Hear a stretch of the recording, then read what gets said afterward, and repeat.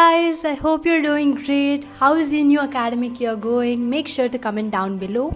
And if you remember, recently I had made a poll on whether you wanted a study vlog or a ninth grade tips video, and I got majority votes for a study vlog.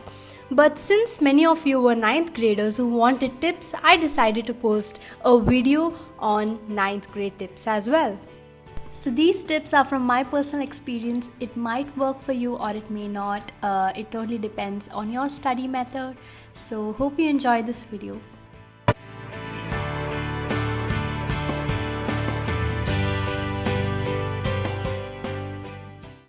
So tip number 1, NCERT is key.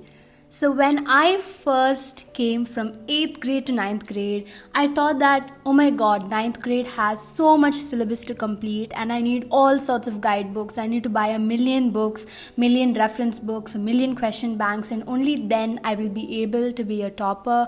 And that's actually not true. So one difference between 8th and 9th is you have to put a little bit of effort. In 8th grade, I remember I never used to study as soon as the class gets over, and I used to leave everything for exams, and before exams I used to study, and yet I used to score good marks.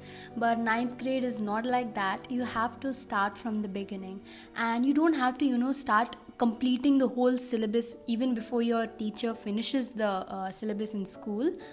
You can definitely be at par with what your teacher teaches you in school, and yes, I will be discussing more about that by the end of the video. And remember, NCERT is very important. NCERT is the prescribed book, and most of the questions will revolve around the concepts that have been mentioned in NCERT. Sometimes some concepts aren't explained in a lot of detail, but there are chances that if some concept is mentioned in NCERT, it might come for your exam. So if you have a slight doubt whether you don't know that particular concept, instead of just trying to learn whatever's in the textbook, just go do a little bit of more reading on that. But NCERT is important, and of course you can buy question banks. There's no harm in that. I too used a few set of question banks. I will try to link the video of the resources I used in 9th grade in the description box. Do check it out. Moving on to the second tip, read every day. Yes, I've already told a little bit about this in tip 1.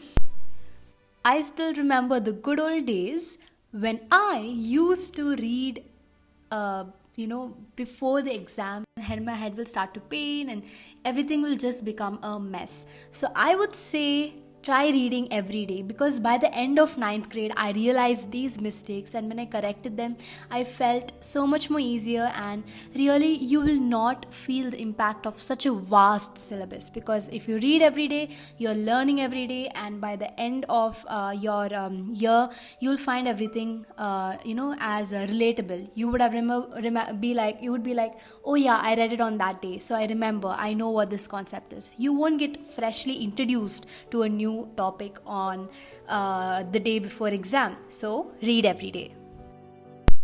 Tip 3, which is a very important tip, is take notes in class. Now many people ask me, how do I take notes? How are we supposed to take notes? And how can notes be presentable and neat and things like that?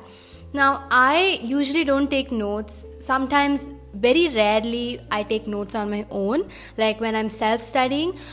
But majority of the time, I take notes when the teacher teaches in class, because teachers say a lot of important things in class which may not be in the textbook. They might say, suppose they say questions like this may come in your exam, and they really give examples of how questions are framed for each topic.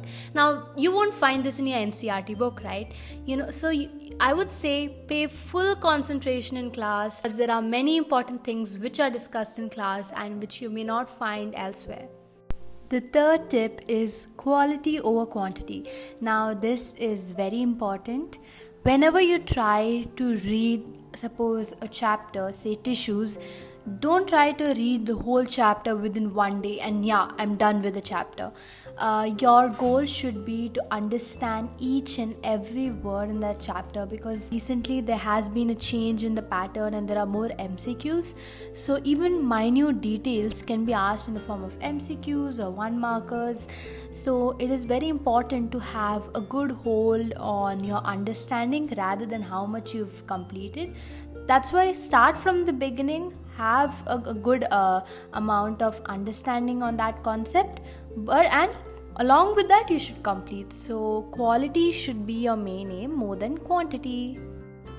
Tip number 5: self study and research.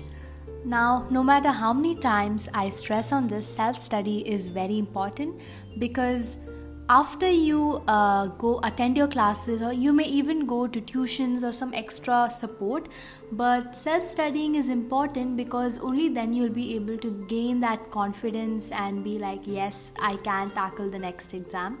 And research is also very important. If you see, in science, in the textbook, you will see many activities and experiments. So don't just read them, because if you might understand that, then that's great, but I never understood whatever I read in especially for experiments unless I see them.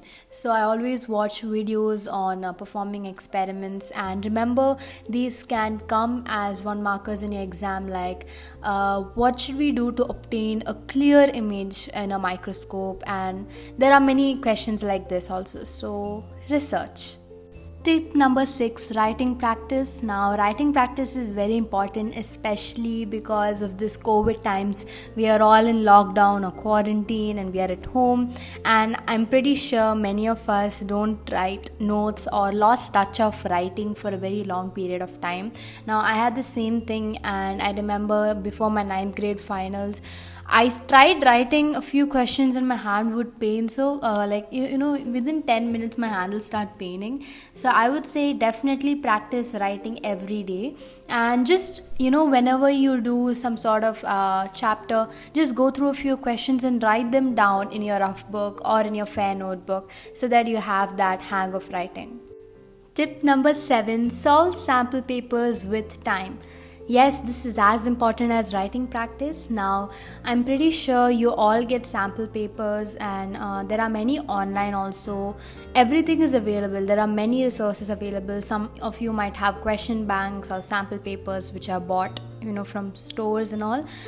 So whatever it is, any question or anything, practice it with time. So set your paper, keep everything ready, and for 3 hours just continuously sit and practice. Do this especially from the beginning, so that you won't have the fear of exams, because when you come to grade 10, all these practices will really pay off. Tip 8, the final tip, is stay calm and focused. Now, I know 9th is going to be totally different from 8th. You'll be like, oh my god, this is such a big syllabus. Should we complete it before school? Should we start solving papers? Should we start 10th portions? All that confusion I was having in my head too. But trust me, it's going to be fine. You're going to do amazing. I'm sure about that.